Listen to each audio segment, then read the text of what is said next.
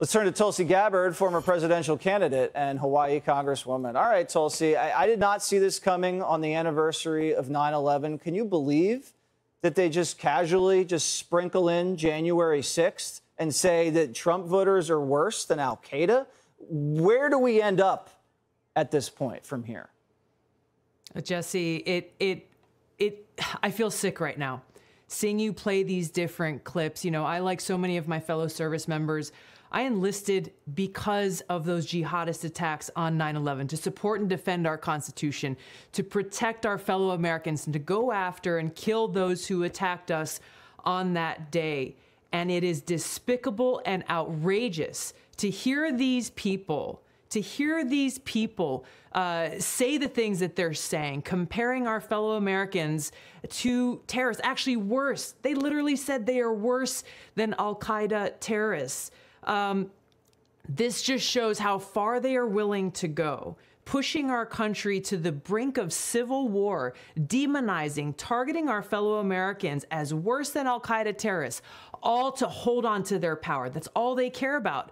Whether you're talking about the Biden administration, these talking heads on TV, U.S. senators, the Department of Homeland Security, the people who are some of the most powerful people in our country, who have the strings of the national security apparatus at their fingertips, targeting our fellow Americans just because they didn't vote for Joe Biden, all because they want to hold on to power. This is outrageous and should be concerning to every single American. And we got to see right through what they're doing. The timing of this is not an accident. We are just weeks away from the midterm elections. They are concerned that they will lose the seats that they have. And so they're, again, not caring about the consequences and the destruction to the country and the heart of the American people, willing to foment this fear to say, hey, don't you dare vote for these Republicans because they voted for Trump and they are traitors and they are a greater threat to our country than al-Qaeda jihadists. So, Tulsi, if your father died at the World Trade Center on 9/11 and you were inspired to enlist and serve in the U.S. military and you went overseas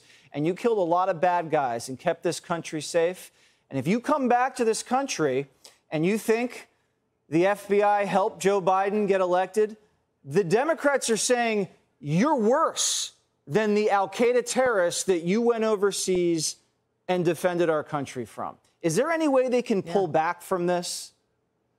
I don't see how they can. This is miles past barely tipping across the line.